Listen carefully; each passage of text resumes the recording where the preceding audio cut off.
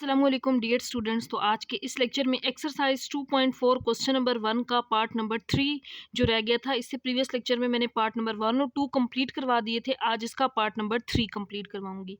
तो इससे पहले आपने मेरे चैनल को सब्सक्राइब, वीडियो को लाइक ज़रूर करना है ताकि इस तरह के मजीद लेक्चर्स वीडियोस में आप लोगों के लिए बनाती रहूँ। तो क्वेश्चन नंबर 1 क्या है, इसमें क्या कहा गया है, पहले इसकी स्टेटमेंट को समझते हैं फिर इसका सोल्यूशन करेंगे। इसमें ये कहा गया है use synthetic division. Synthetic division को यूज करना है इस क्वेश्चन के अंदर to show that x is the solution of the polynomial. Solution of the polynomial x यहाँ पे 2 और -3 है, ये इस पोलिनोमियल का सोल्यूशन है। सोल्यूशन होने का मतलब ये है कि अगर इस पोलिनोमियल को 2 से सॉल्व करें तो इसका रिमाइंडर 0 आए तो ये इसका सोल्यूशन होगा। -3 से सॉल्व करें तो इसका रिमाइंडर 0 आ जाए तो फिर हम कहेंगे कि यानी कि इसके अंदर पुट करें ना।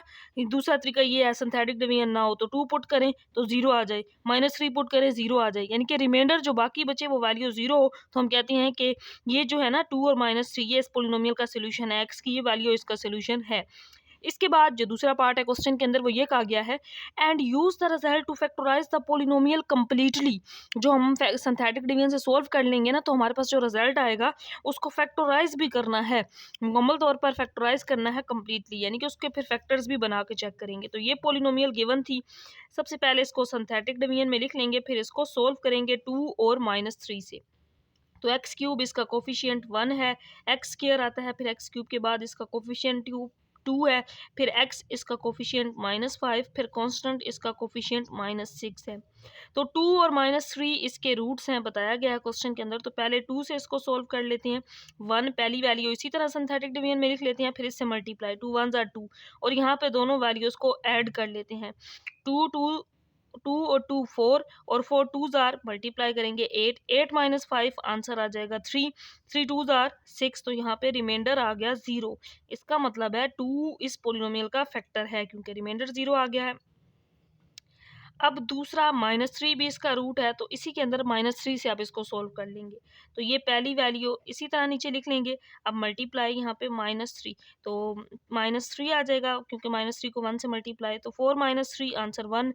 -3 को जब 1 से मल्टीप्लाई करेंगे तो -3 आ जाएगा और यहाँ पे भी रिमाइंडर 0 आ गया। इसका मतलब -3 भी इसका फैक्टर है क्योंकि रिमाइंडर 0 है। तो पहला जो आंसर है वो हम लिख देंगे यहाँ पर, since remainder is 0, therefore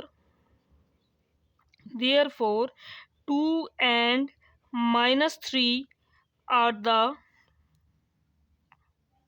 solution of, या factors of भी लिख सकते हैं, are the solution of given polynomial। इसका मतलब है कि ये गिवन पोलिनोमियल का सोल्यूशन है क्योंकि इनको सिंथेटिक डिवीजन से सॉल्व करने से रिमाइंडर 0 आ गया। अब क्वेश्चन का दूसरा part, and use the result to factorise the polynomial completely. तो इस पोलिनोमियल के कंप्लीट जो फैक्टर्स बनते हैं वो भी लिखने हैं। अब यहाँ पे जो बाकी वैल्यू बची है ये x और दूसरी 1 है, तो ये एक इसका फैक्टर आ गया, ये वाला x, यहाँ पे x की वैल्यू -1 आ जाएगी यहाँ से।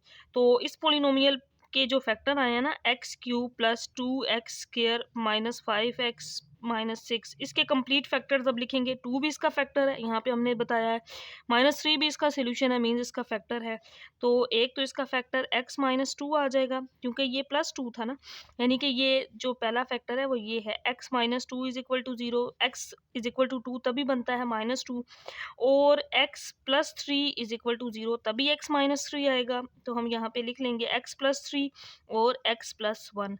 तो ये इसके कंप्लीट फैक्टर्स हैं।